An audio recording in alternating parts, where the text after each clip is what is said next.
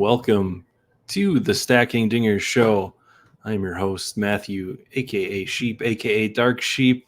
And obviously, for all of those of you that are longtime fans of my streaming nonsense, you'll know that was actually the Sheep Seats theme song and not the Stacking Dingers show theme song. I'm sure Aiden, my guest tonight, knew that. He's like, he was over there questioning, what is this song? This is not the right song for the right show.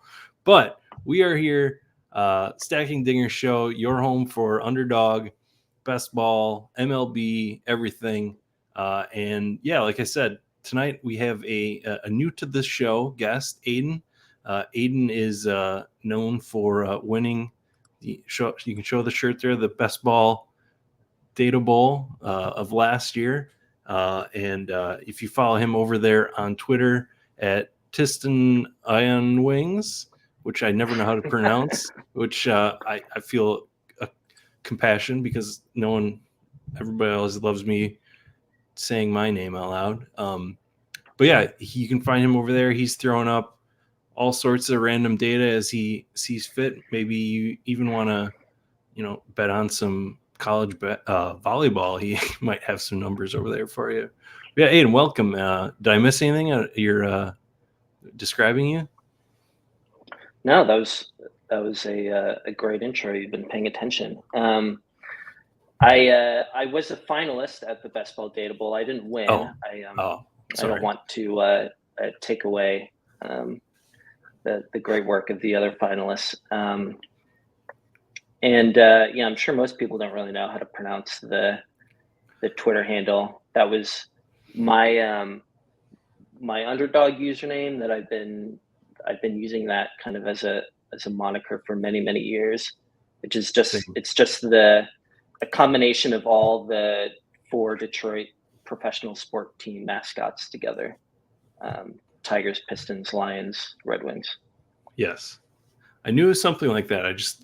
I just see onion wings and go to the onion wings. Yeah, it's one of those things like in your head, you say it however, when, maybe it's not actually even remotely close to how you pronounce it, but yeah, it's a made up word, so I'm not going to tell anybody how to say it. Yeah, and if you've been watching the show, we've been highlighting a Streamlit app that you put out that throughout the season updated, weekly scoring for baseball, and so that's what we're going to be digging into tonight is weekly scoring over the regular season.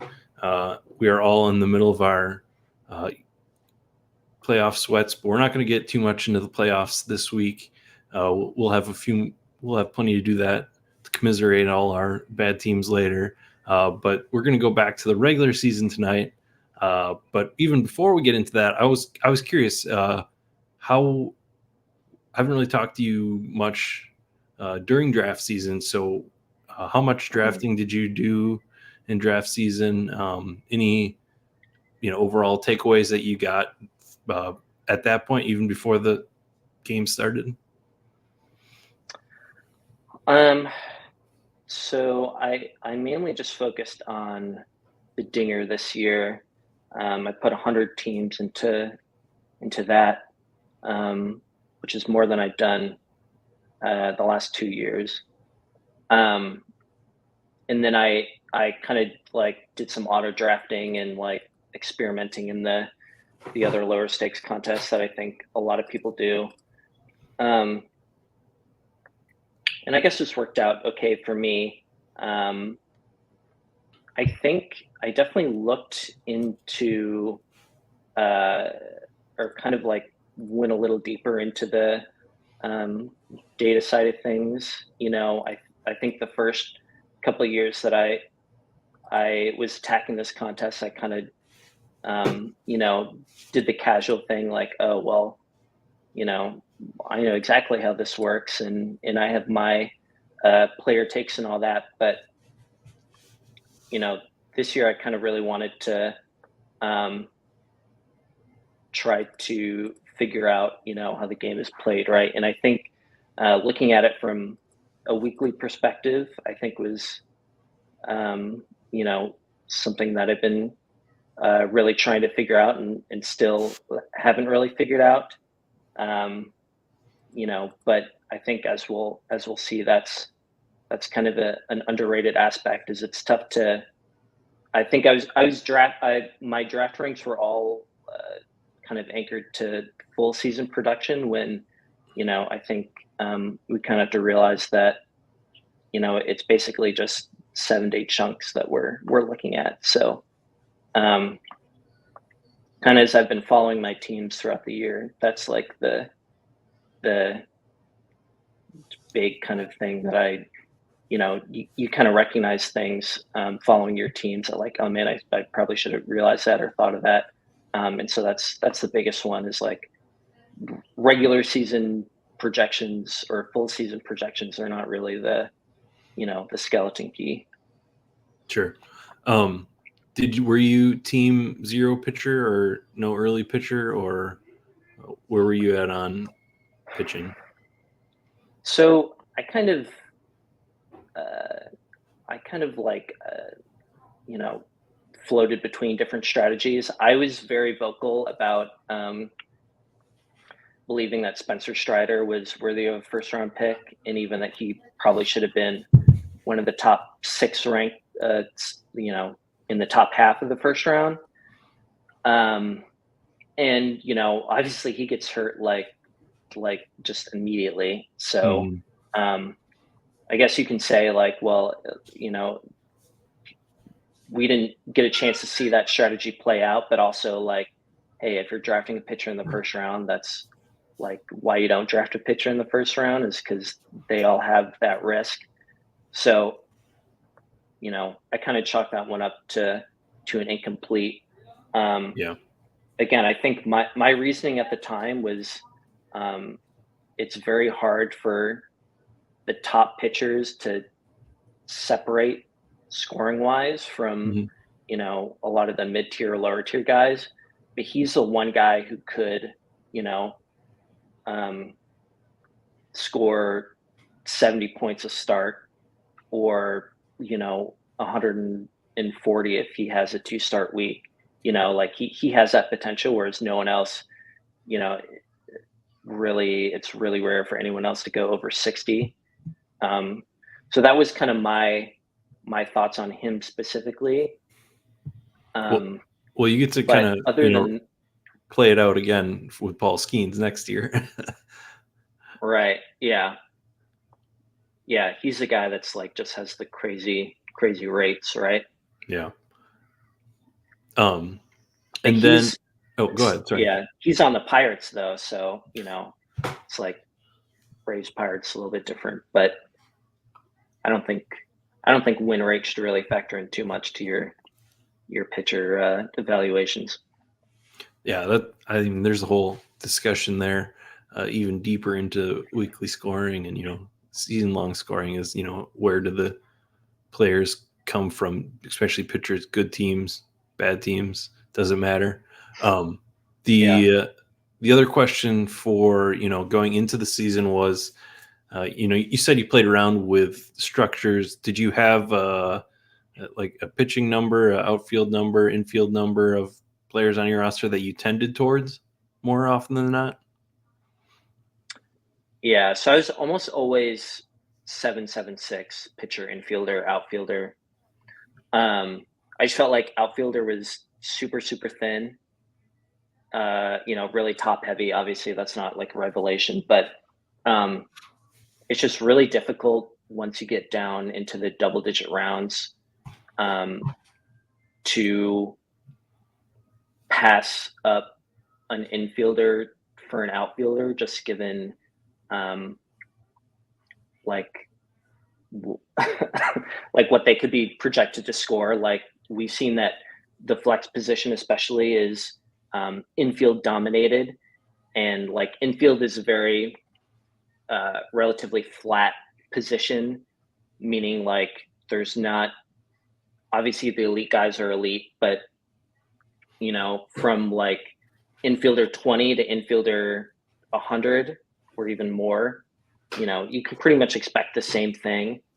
So I was kind of like, again, I feel like this was the main strategy everybody had, but it was Sure. get the outfielders early and then kind of build depth with the pitchers and infielders. Obviously, it would be nice to have 4 or 5 stud outfielders, but just in 12 player draft rooms, you're not gonna really get that. Right. One more question before we get into the data. Did you have any 20th round guys that you were really in on, or were you more spread out there? I was I was pretty spread out, I think. Pitchers, there were like guys like Ranger Suarez, Jack Flaherty. I really liked as kind of late pitchers.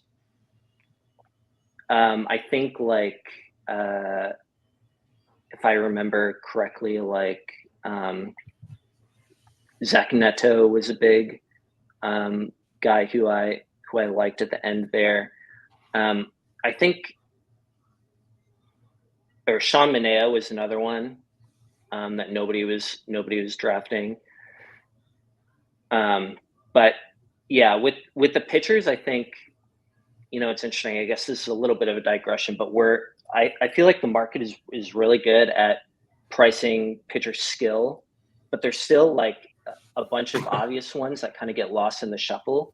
Whereas like, every infielder is basically the exact same in the 20th round. So I just kind of want to stack at that point, Mm-hmm. but there were definitely a couple guys that I liked that hit. And maybe when we're looking through the data here in a little bit, I'll notice some other ones, but I may have just blocked out the ones that didn't work out for me. Yeah, I understand.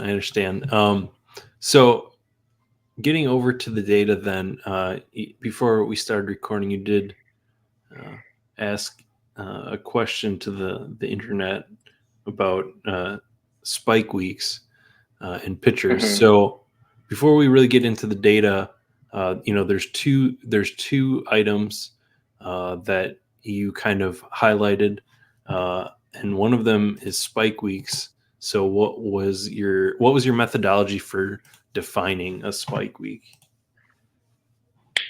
Yeah, so it is. I definitely don't think it's like a one size fits all thing. Like, to me, like a spike week is a scoring week that like really pushes you up or like elevates you above your competition. In this case, like the 11 other players in your regular season draft.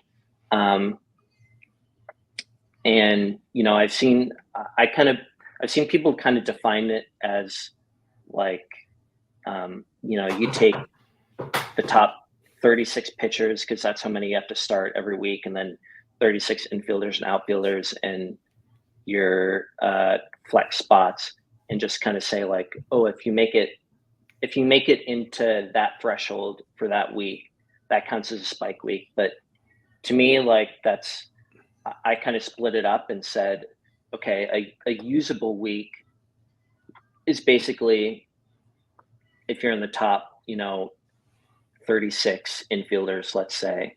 And so basically what that means is if you have one of those guys on your team, he's very likely scoring points for you. Or if you have more than 3 or 4 of those guys in your team, he's like preventing one of your opponents from scoring points against you, right? So, Mm-hmm. If you think about like, well, there are only like 36 spots to go around. If you have one of these guys, he's going to be in your lineup most likely, or he's not going to be in somebody else's lineup. So, you're not losing points if you have these guys in your team. Yeah. So just And then clear that you call usable week. right, usable. And then spike week is basically I took like the average score for all the usable week guys at that position for that week, and then said, oh, a spike week is if your score is like one standard deviation above that. So like really, really pushing you up the field. You know what I mean?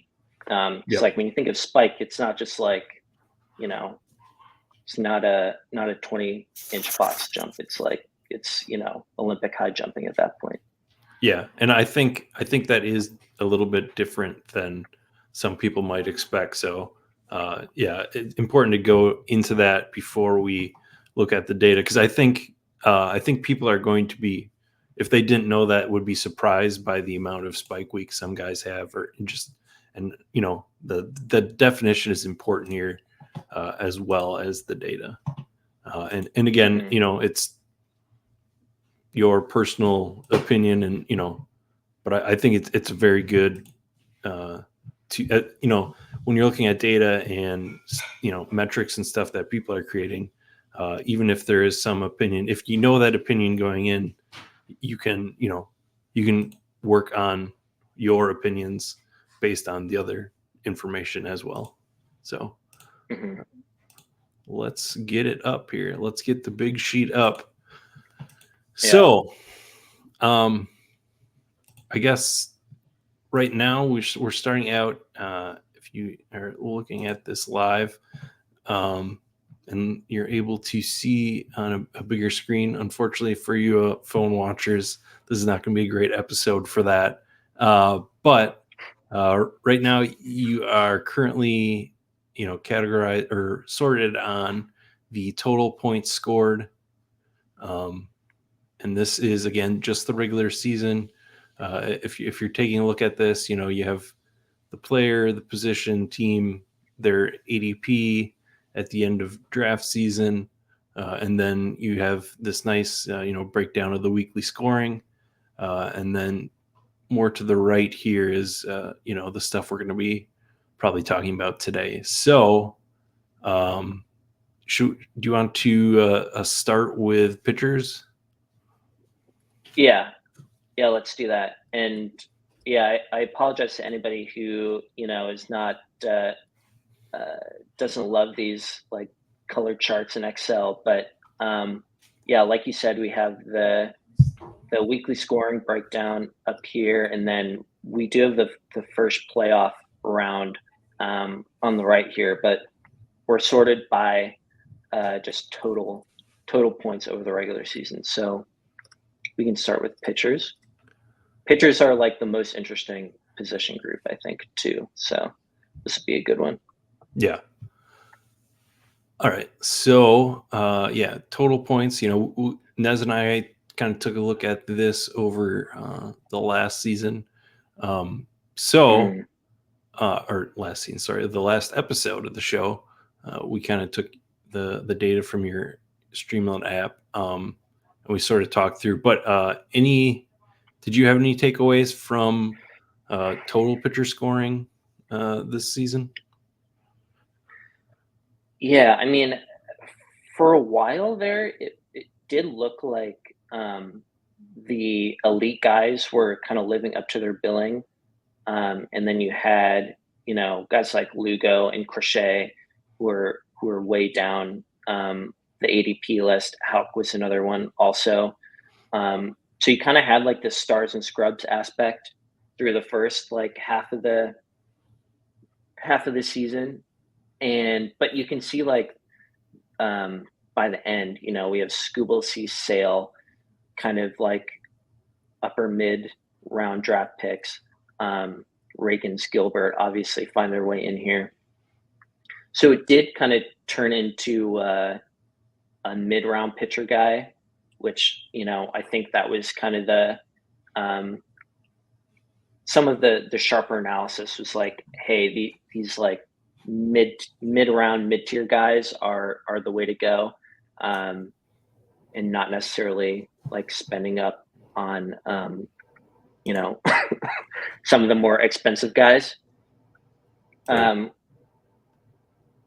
but yeah, I think, when you break it down week by week for pitchers, you kind of start to see how reliant they are on their two start weeks, right? Because most of these guys over a 16-week regular season might have 3 or 4 two-start weeks, right? Depending on kind of schedule shenanigans. Right. And you kind of start to see like these guys you don't really spike by my definition unless you have a two-start week, basically. And you can, I mean, I don't know if you just want to go right to Yeah. sorting by spike weeks. You can see that the top guy here was actually Garrett Crochet, um, with 4, and you can argue that like my definition of spike week is excuse me, maybe a little bit like too harsh on the pitchers. Yeah. But I also think like it just shows that it's really hard um, for pitchers to separate, like I was saying earlier. And Yeah. And so, even if yeah, it go is ahead. harsh, you look down and you see a guy, Bryce Miller, just one that stands out. He had just as many 2-star weeks as these guys at the top, but only managed one spike week. So in a way, you're kind of counting the best spike weeks as the best 2-start weeks by Hmm. your methodology. But I think it still highlights guys that um, you know let's see, yes, Seth Lugo is still up there, but he's not the top guy. Like Hmm.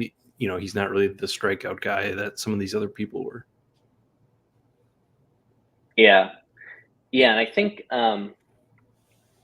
you know, uh, I think it might have been you who tweeted something out um, earlier in the off season, but I think we underestimate like the impact of guys who just go deep into games, in terms of their spike week impact. Um, because there's a pretty once you add in the quality start as a scoring category, there's a pretty big difference between guys who average, 15 or 16 innings and guys who are averaging 17, 18 innings. Um, and like that's something that I had to adjust for was like I was just looking at like strikeout rate when it came to pitchers. But like, you know, some of these guys who can reliably get you 6 innings are um, pretty valuable too. Yeah, and I think you said it already, but it does highlight how hard it is for a pitcher to separate. This data Hmm. really shows it. It's something we've always kind of felt in our gut, and Yeah. kind of had the idea just based on how the scoring categories work.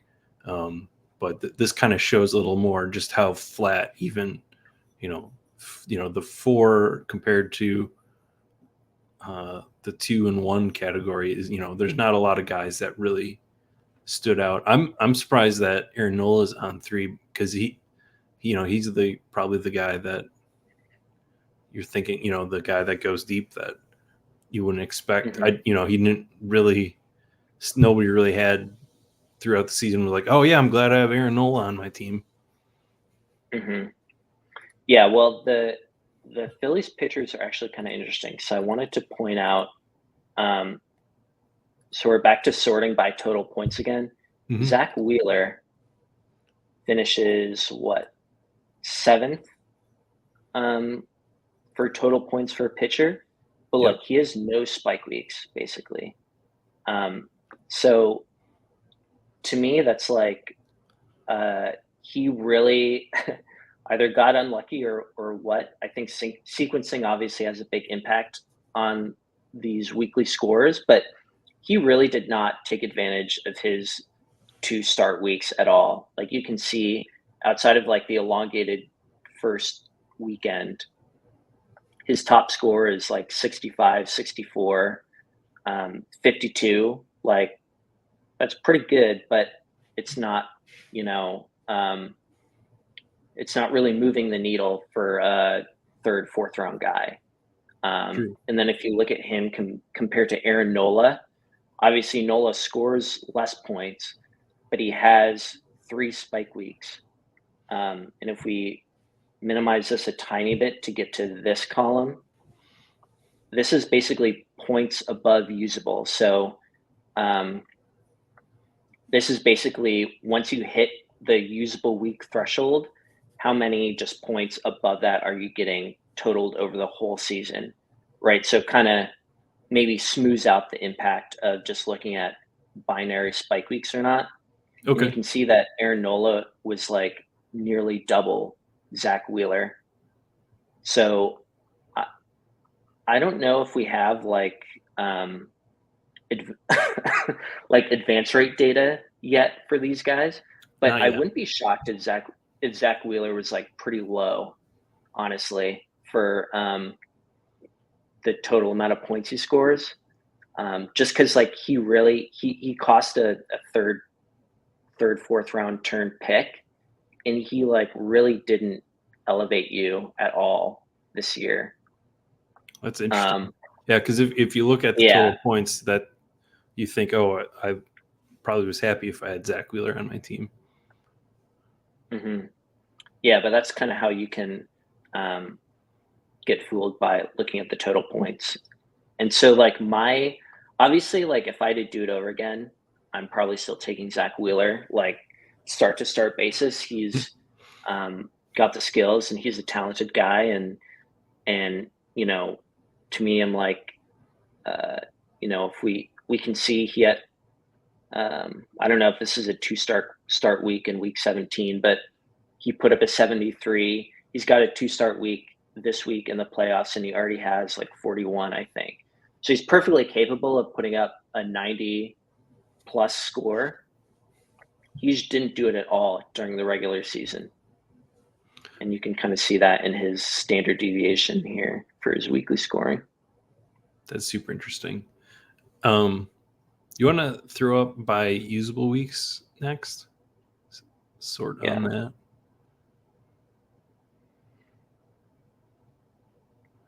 All right. So Yeah. then Dylan Cease kind of comes to the top. Again, another guy that is up there on the top, total points. If you look at that above usable, he's about the same as Aaron Nola, uh, but he had more usable weeks and one spike week. Yeah. So again, like with Dylan Cease and with Reagan's too, like these guys obviously had like great years start to start. They were pretty fantastic.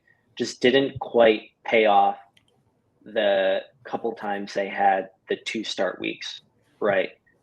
So again, like, hey, they certainly weren't harming you, but like you kind of just got unlucky with their performance during the times when they had those Monday Sunday starts. True. I'm just scrolling here in my head uh, by ADP on this list. Yeah, so Zach Wheeler at 36, but then you got to go down to, let's see, who's the next one? Corbin Burns there with an ADP of 27. And he had 6 usable weeks and 2 spike weeks. So, yeah, this really showing, what everybody kind of felt about early pitching coming true. Um, he does have some, he does have a couple of those spike weeks. There's that 92 and 84. So it'd be interesting, again, talking about Zach Wheeler, to compare the advance rates of Wheeler and Burns, who, they're around apart being picked, but kind of put up similar numbers. But yeah, definitely be interesting once we get advance rate to compare this to that too. hmm Yeah. So I don't know what your initial reaction to this is because I kind of look at this and say, how can we kind of adapt the next time we're drafting? And so to me, like this looks like, man, I think pitchers are going to move way down next year. Like you're telling me, I'm basically at the mercy of how a handful of guys do during their two start weeks in terms of advance rate. And sure, you can say like, okay, yeah, I would rather be betting on Zach Wheeler in the Dinger semifinals this week than maybe like I don't know who else has a 2 start week, like Brian Wu or whatever. So that's certainly a point in his favor in terms of justifying his draft capital. But again, like unless somebody like Strider comes along and maybe that guy is Skeens, but um, like to me, my thought is like, wow, I just wait on pitcher, Yeah. wait, you know, grab your stud hitters early, and then just play the 2 start lottery. Yeah, I mean that was the direction people were already going into this season. I don't know if you draft any seventh inning stretch teams? No, yeah. No, So, so I didn't because I just didn't have the time to kind of do it um, but we in did a see in already. in the way. We did already see the drop there in pitching Mhm. ADP price, a couple of rounds. The I the first 5 rounds had half the pitchers taken that we were Yeah. seeing in the regular season already. So it will be interesting going in to next season to see how the field reacts. Then obviously, then we start saying how do we react to the field reacting, which I'm sure we'll talk about at some point during draft season. Where is Skeens on this list? I know everybody's gonna want to know where he came I out, mean, he didn't really start until right? But just to see, yeah. So even missing the first 5, he still had 7 usable, 1 spike week. Basically the exact same points above usable that Zach Wheeler did. I mean, he put up a 93. Like that's a pretty great result in week 12. Um, so yeah, I was off of Paul Skeens just because of the uncertainty around his starting, and I was like, I just don't want to be burned by a guy who doesn't play. right, Um, right, but yeah, I mean the ceiling forecast really came through with him. So right, yeah. congrats to those people who took the risk. Yeah, and this is something that I'm interested in thinking about more going into next season. Is challenging some of my ideas of when players score for me. Skeens is a perfect example. I'm I'm I've always leaned towards um, not risking it with players that I know are going to miss time. That's always been Hmm. my gut reaction. But even especially in pitching now, with the risk of injury of anybody, if I know a guy is good and he might be adding later, is that really any different than a pitcher who uh, is good for a few weeks and then gets hurt and maybe comes back later and is fine? Um, so yeah, it's definitely the risk to reward decision that you have to make, but it's something that I'm reanalyzing on my own analysis. Yeah. It's like, yeah, with pitchers too, it's like, hey, they just need like a couple, they could come back like week 12 or whatever, and still make a difference. I mean, Robbie Ray had a great start. What was it, today or yesterday? You're like, Yeah, damn, I kind of wish I had Robbie Ray in the playoffs right now. right. But So but maybe, then yeah, like, I was going to say the opposite side of that coin is Kodai Senga, who it looked amazing. He's coming back. He looks good, and oh man, he's hurt again. So mhm, the adage of not drafting somebody who's already hurt. Obviously, the injury is kind of freak there. Um, you know, fielding the ball and he hurt himself doesn't really apply to mhm. but we saw lingering injuries even as he was trying to come back. So you kind of have, yeah, that's where I kind of think, looking at the successes and the failures together is important. Sorry, I Yeah. interrupted you though too. Did you have something more to say on that? Um, Not on that specifically. I think if I was to draft the seventh inning stretch, my strategy was basically going to be like six straight outfielders, seven straight infielders, and seven straight pitchers, and see how that worked out for me. Um, because you can't get too you can't fall too in love with these late pitchers, because even obviously there's just more of them, so there's a lot of successes, but also a lot of just complete failures. So um, I don't know, like if you're starting drafting pitchers like this 150, 160 range, like you still have to avoid a lot of landmines to kind of land on the Lewis Gills and the Tanner Houcks and those kind of guys. So um, again, like I think drafting pitchers early is justified, but like man, fourth, fifth round, like even that, like I might be a lot more hesitant this upcoming year. Sure. Yeah, I think.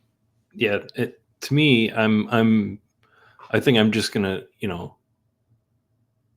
distribute them throughout the draft. Like I'm not gonna. I don't want to go lean too heavy into it just because, like the quality of the Aaron Nola's, the George Kirby's, he they had some struggles or whatever, but they just go out and pitch. So Hmm. regardless of the spike week potential, sometimes you just need those guys that pitch too. Yeah. All right, let's pop over to outfield or infield. Your choice. I haven't. I'll be honest. You do You outfield. sent me this ahead of time, and I only really looked through pictures, so this will be a surprise to me. Um, Yeah, so like I said, pitcher is definitely like the most interesting position group. Um, if we look at outfielders, um, I mean, obviously, like, okay, Duran, OF4, Brent Rooker, uh, these two guys, I think were probably like, if you were to pick an MVP of the Dinger, it'd probably be one of these two guys, for sure, just like late outfielders who just absolutely crush. I don't think enough people had Profar or Doyle to really kind of justify that call. But I had a ton of Boston and somehow did not have a lot of Duran. So kind of not sure how that worked out, but yeah. I mean, he's talked about it. he's on one of my teams this week. So Okay, hopefully I talked a little pull bit me through here. with Nez about it last week. He was a guy totally off my radar because I didn't even see him hitting the lineup against Hmm. against lefties, much less still leading off against lefties occasionally. So that definitely a mistake on my part, in terms of my analysis to the results. So who did have the most spike weeks? Judge and Otani Yeah, tied Judge for eight. Otani. Yeah, I mean, this is really not going to be surprising to most people. Judge Otani, Soto go 1, 2, 3. Rooker, like I said, 5 spike weeks, just three in a row to end the year. Pretty incredible performance by him. Um, Kyle Tucker was um, on his way to a Soto type year. Was cut down way too soon, unfortunately. But he still finishes with those four. Yeah, that's pretty good And for then, missing half the season. yeah, yeah. And then we have like Duran, Alvarez, Nimmo, Riley Green, who is on my Tigers, who I was honestly a bit skeptical of, has really been awesome this year. Um, and Ozuna. Schwarber, the usual suspects down here. Kind of a surprising Alec Burleson there with 2 spike weeks. Yeah, and I think you see more of a split here than in pitcher in terms of the ADPs of these guys. You have, the usual suspects way at the top, and then you still have mid to high picks. A lot of 50 range guys. There's obviously a couple of late round picks, but it's not like pitcher where it's full of the 50 to 100 range. This feels like everybody is pushing up outfielder, but it feels like this shows why.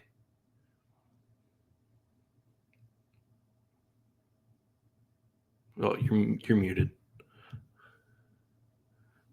Sorry. That's all right. Like the flip side to outfield being super thin and top heavy is that it is possible for kind of some of these random guys here, Lawrence Butler, who like didn't really play for most of the season and then just gets super hot these last 2 weeks. It does make it kind of relatively easier for those guys to, um, you know, make a difference if they go on a heater, right? But yeah, I think the overall takeaway is like we're totally justified with kind of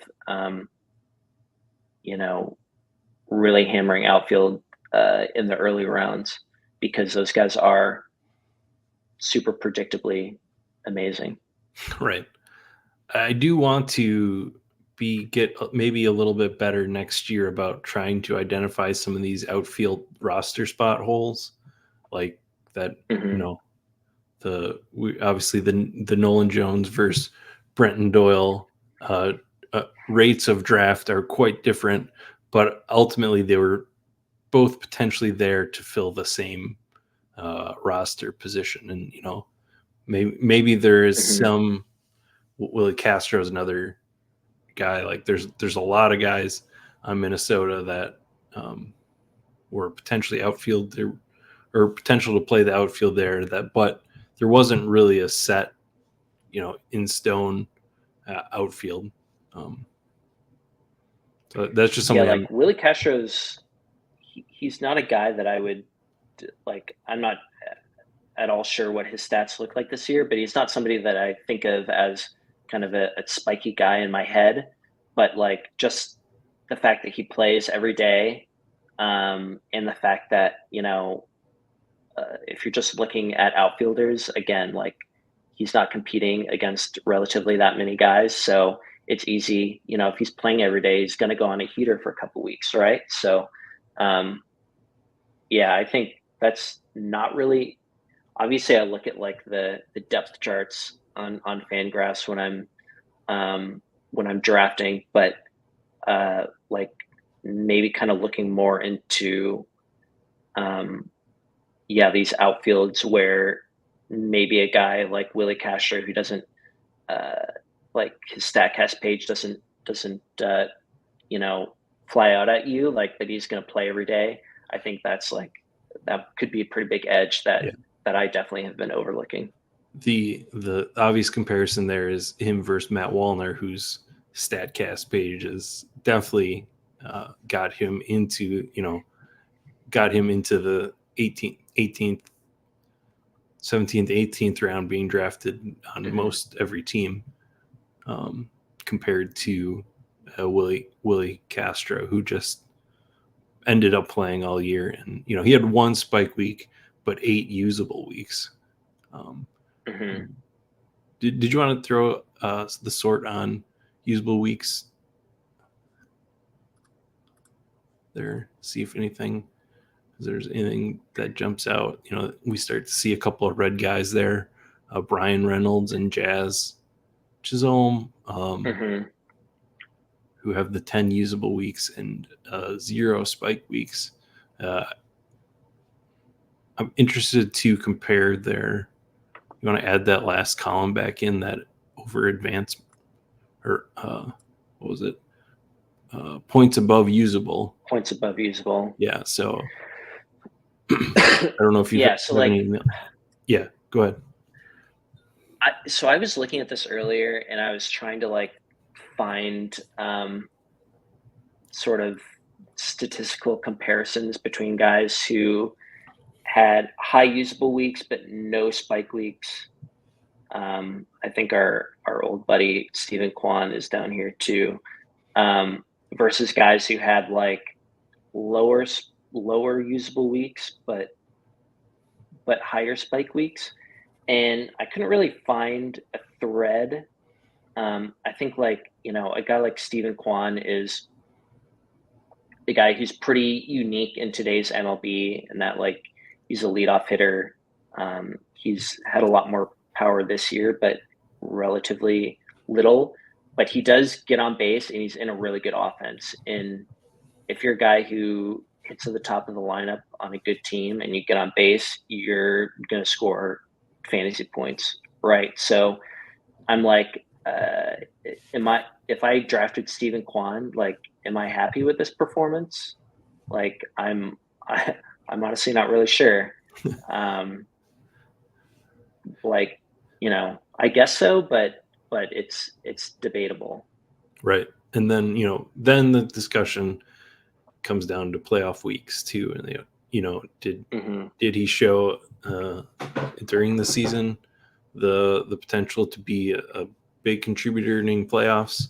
And I guess then, the next thing that comes into this in my head, just as I'm saying that, is, you know, how many spike weeks do you need in the playoffs? How many guys on your roster do you want? Well, obviously you want all of them to spike, but how many usable weeks for spike weeks end up being important for advancing in a playoff? And obviously we don't. That's a whole another discussion, probably a lot more work, but that's ultimately where my head goes to. Yeah, I do kind of go back and forth on, you know, how much weight I give to regular season performance versus playoff performance. Because, like, yeah, I guess, if we're using Stephen Kwan as an example, he's probably pretty good for advance rate, right? Like usable weeks, like I'm saying, like he's definitely not costing you anything. He's just stacking those points, you know, day after day. But like if I'm trying to come in first in a 10-person pod, like, man, I do not want to be relying on Steven Kwan, doubling in this next at bat. You know what I mean? But like, again, if he gets 30, it's kind of like you can go back and forth. Like, oh, I Right. I have the 90 from Juan Soto. Man, if I just gotten 30 from Steven Kwan, I would have advanced. Or like, oh, I got 30 from Kwan. If Soto had just gotten 95, I would have advanced. So I do kind of go back and forth on how truly valuable these guys are to like actually winning you money at the end of the day. And I'm not certain that I really have found a good answer yet in my head. Oh yeah, for sure. I think that it's a circular debate in some ways, and Hmm. people have their opinions on it, and I don't even know if you can mathematically ascertain it either. Joe, Yeah, I do. oh, go ahead. Sorry. I was going to say, like, I do think um, with these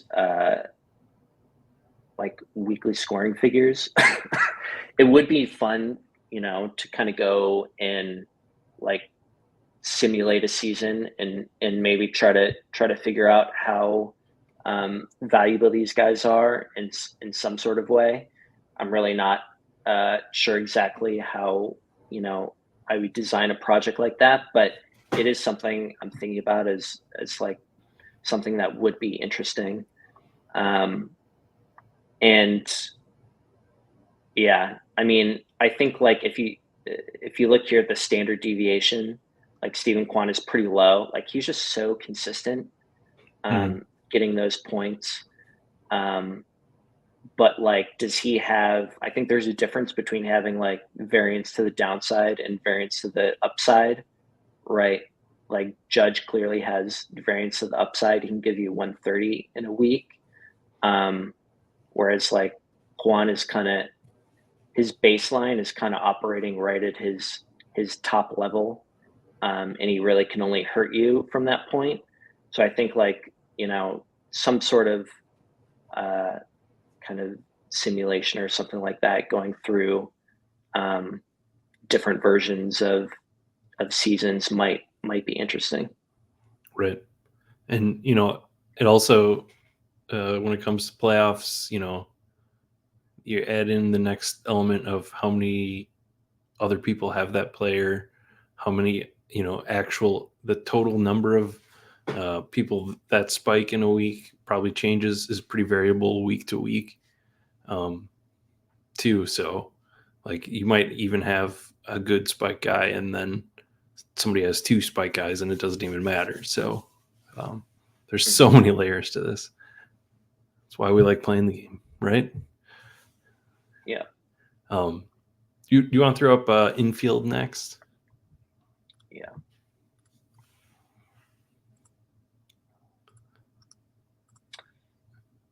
All right. So infield by total points, um,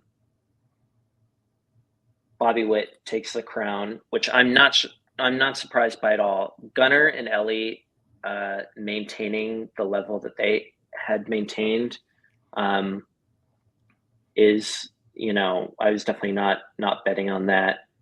Um, but again, good for them. Gunnar actually has more usable weeks than Bobby Witt, even though he gets edged out in spike weeks here, and we can sort by that.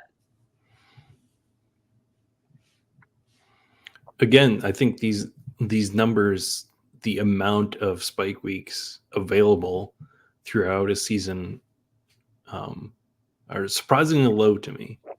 And again, this might just be my interpretation in my head of spike week versus your methodology, but um, I mean, there's not a lot of players that really stand out. Yeah, I mean,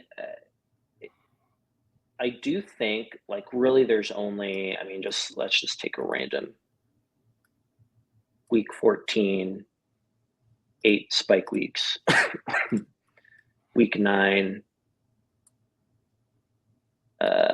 10 spike weeks. So probably like 7 to, yeah, 10. So maybe like 10 a week, we're looking at. Um, so yeah, that's why I kind of use these different metrics, was to kind of, not bias myself to one way of looking at things. Um, but yeah, I mean, uh, however you slice it, like I think when you're looking at this jump from like 2 to 3 up to 6 and 7, um, like these guys, Wit and Gunnar and Ellie, really were, um, you know, not just as valuable as the Judge Soto Otani group, but right below them. And they definitely, I mean, Wit, like even with a 12th, 13th round or 12th, 13th pick, like he still kind of smashed that out of the park if you're looking at him from just a points like added to your team perspective.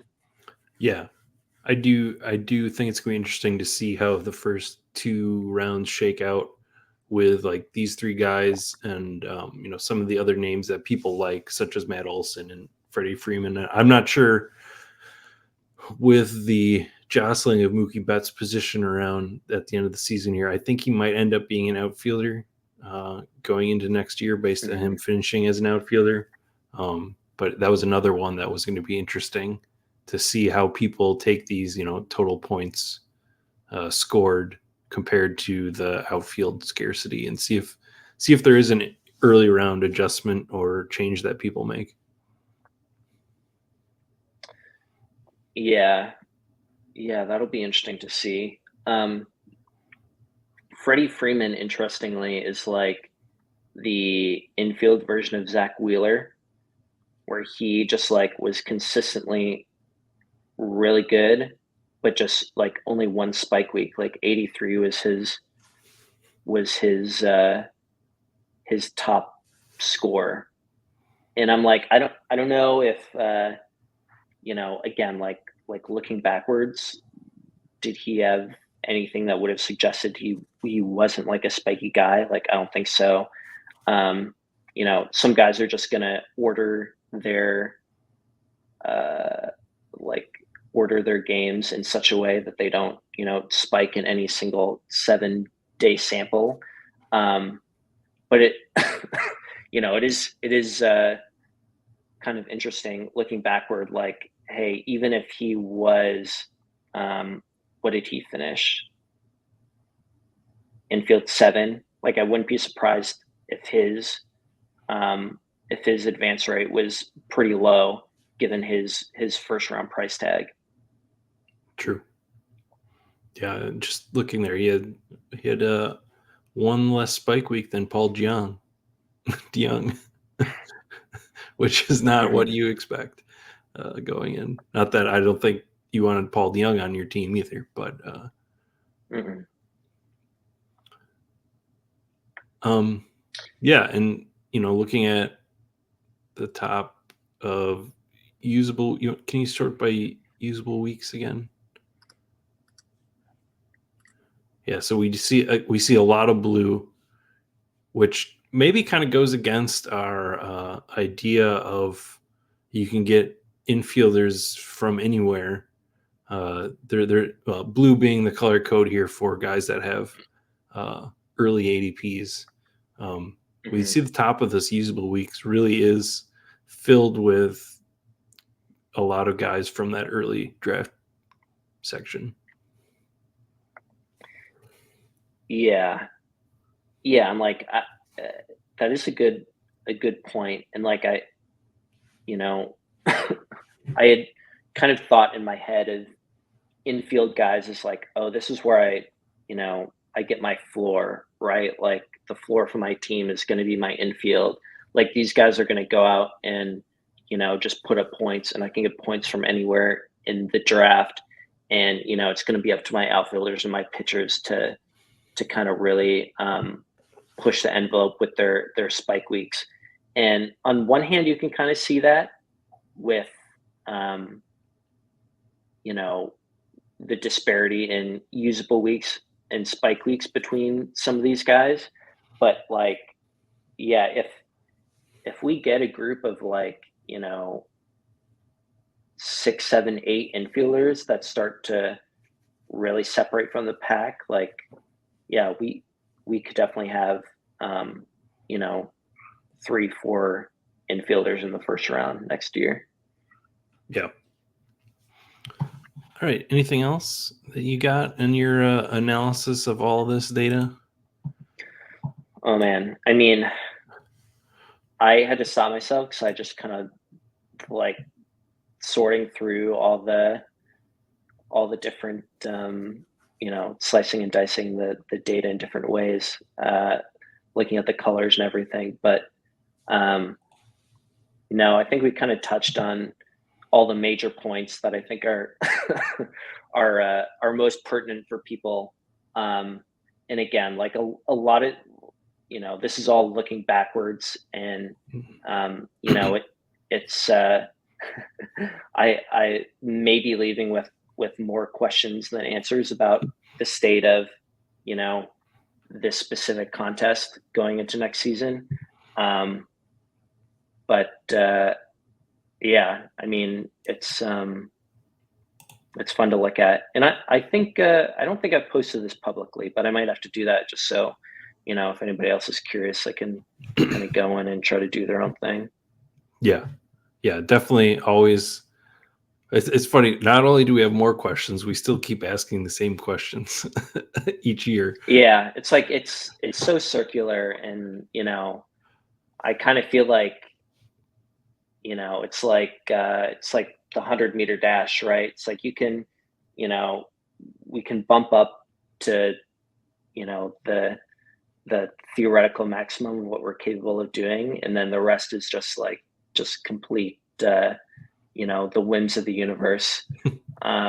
So That's what I'm blaming you my know, playoffs so far, and what likely looking to be no finals teams. mhm, I'm gonna blame that on the universe, but everything else was all me.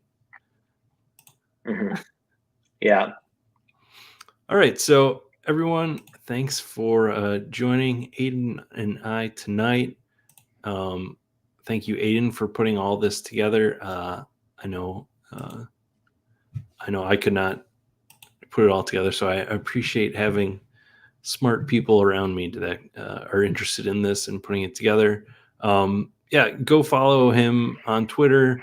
Hopefully, he will share this publicly if you want to peruse it. But otherwise, I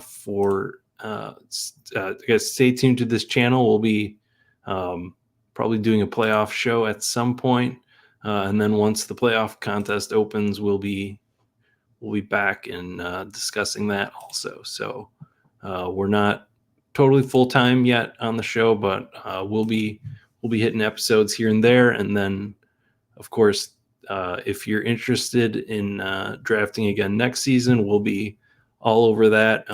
And I am still soliciting any feedback that anyone might have out there on topics that we didn't cover last draft season, or just pros or cons of the show. If we covered what you'd like to see and what you'd like to know more about, let me know. Hit up my DMs, and yeah. So everybody, good luck the rest of the playoffs, and for Aiden and myself, good luck.